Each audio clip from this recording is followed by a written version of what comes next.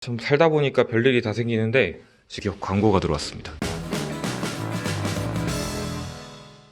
아이나비 그 QSD 1500을 쓰고 있는데 그 후속 기종이거든요. 슬슬 촬영을 시작을 할 거고요. 오늘은 아이나비 QSD 1500을 쓰고 있는데 엄청 만족을 하고 쓰고 있어요. 그게 뭐냐면 저번에도 리뷰 때 한번 보여드렸는데 여기 이 아이나비 커넥티드에서 차가 뭐 충격기를 받았든지 하면은 정보를 전송을 해줘요. 그래가지고 여기 보면은 제가 어디서 사고가 났거나 충격이 감지되가 되면 이런 식으로 지금 썸네일이 오거든요. 여러 가지로 좀 만족스러운 기종이었는데 모델 X는 이게 시공이 엄청 까다로워가지고 사실 시공비만 해도 조금 꽤 들었어요. 근데 라인은 공용으로 쓸 거라서 라인 매립할 때 되게 힘들었는데 전창 때문에.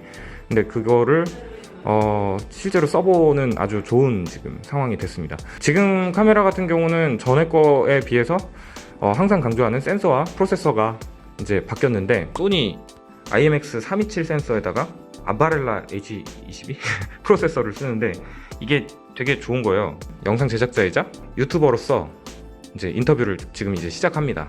안녕하세요. 저는 영상 제작 프로듀서이자 카메라를 모으고 있고 상당히 얼리 어댑터 기질이 있어서 카메라들과 그리고 또 자동차, 특히 전기차 뭐 이런 것들을 이제 리뷰를 하고 있는 유튜버이기도 합니다. 유튜브에서는 판테타란 이름으로 활동을 하고 있고 제 이름은 김현준입니다. 제 채널의 이름이 판테타인데 거기에 이제 테슬라를 타는 게 제 주제고 거기에 이제 프로 얼리 어댑터라는 것으로 그 기술적인 트렌드에 민감한 그런 제품들을 많이 사용을 하면서 실제로 이제 업무에 적용도 해보고 제 실생활에도 적용을 해보는 걸 굉장히 즐겨하는 그런 지금 일을 하고 있는데 일이자 취미죠. 여러 가지 기술적인 트렌드에 있어서 특히나 IT 기기나 카메라에 있어서는 굉장히 좀 되게 예민한 편이에요. 그래가지고 제가 지금 타고 있는 테슬라 기종 같은 경우도 그 카메라의 비전 센서에서 8개가 그게 카메라가 달려 있는데 이미지들을 인식을 토대로 그 오토파일럿이라든지 여러 가지 기능들을 수행을 하게 되는데 그걸 이제 이미지 프로세서를 거쳐서 사물 식별을 하고 뭐 그런 과정을 통해서 중요한 역할을 하게 되는 게 사실상 카메라의 센서이자 프로세서가 돼요. 테슬라 같은 경우에 가장 잘 알려져 있는 기능이 이제 주행 보조 장치인 오토파일럿인데 그거의 핵심적인 기능을 담당을 하는 게 이제 카메라 비전 센서들인데 그게 이제 차량에 여러 개가 달려있죠. 예전 같은 경우에 뭐 구름이라든지 하늘과 트럭의 뭐 명도 구분이라든지 이런 게 안 돼가지고 오토파일럿이 오류가 생겨서 사고가 나고 추돌을 하는 경우가 있었어요. 근데 그런 경우가 이제 어떻게 보면은 카메라 비전 센서에 그 한계가 될 수 있는 그런 부분이 있었는데 그 부분을 해결을 할 수 있는 게 바로 HDR이거든요. 터널을 들어가든지 아니면 터널에 확 나올 때 눈이 이렇게 부시잖아요. 그리고 만약 장렬하는 태양 앞에 사람이 잘 안 보이는 실루엣만 보이고 노출을 잘 못 잡아내요. 그것을 보완을 하기 위해서 최근에 하드웨어가 바뀌어가지고 거기에 적용이 된 게 이제 HDR이 이제 적용이 됩니다.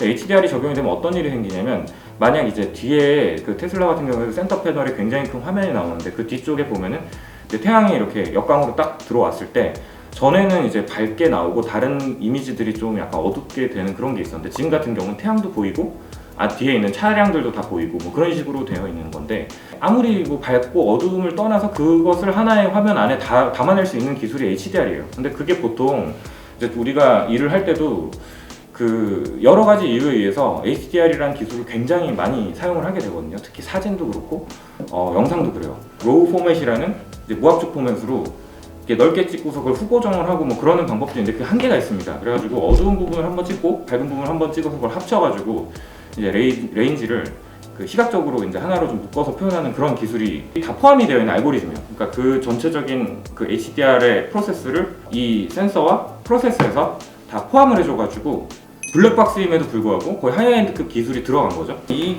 카메라 같은 경우도 많은 영화를 찍은 카메라예요. 실제로 많은 영화 드라마를 찍어서 온 카메라인데 레드 드래곤 6K를 찍고 이 카메라도 로우 포맷으로 찍으면은 12비트로 굉장히 넓게 그 넓은 영역을 찍을 수가 있는데 거기에 HDR이라는 기능을 더하면은 그거보다 훨씬 더 넓은 16.5 스탑 이상을 확보를 할 수가 있습니다. 동영상 촬영 같은 경우는 조명을 안 치고 사물 식별을 아주 또렷하게 할 수 있는 굉장히 고화질의 카메라다. 블랙박스인데 소스로도 쓸 수 있을 정도로 HDR을 적용을 한 게 인상 깊은 기종이고요.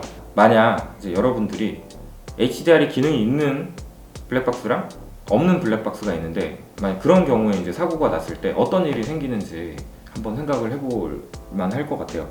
만약이라도 사고가 났다고 가정을 했을 때 이게 HDR이 있는 블랙박스랑 없는 블랙박스의 차이가 굉장히 있어요.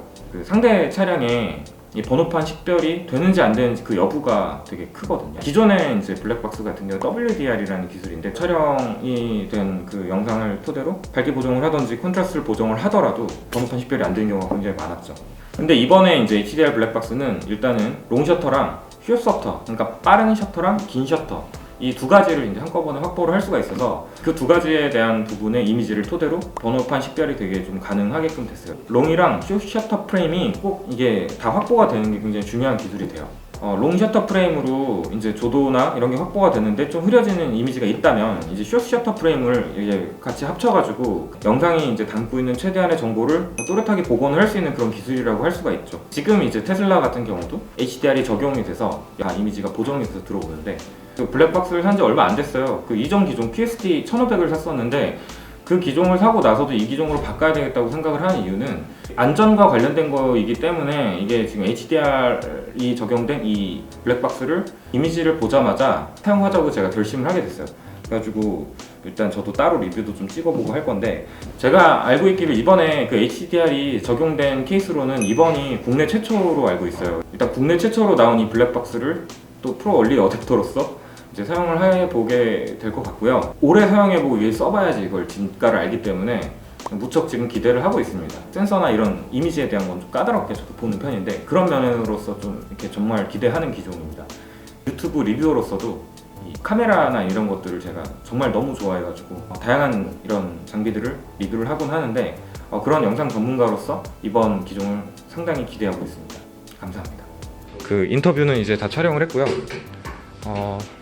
이제 프로필 촬영만 잠깐 하고 오늘 촬영은 끝날 예정입니다.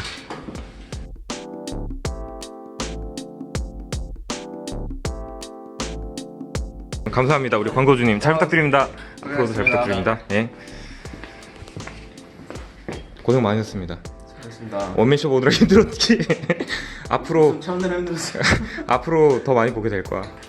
네, 감사합니다. 빛이 참 이쁘네요. 네, 오늘 촬영은 여기서 끝내겠습니다.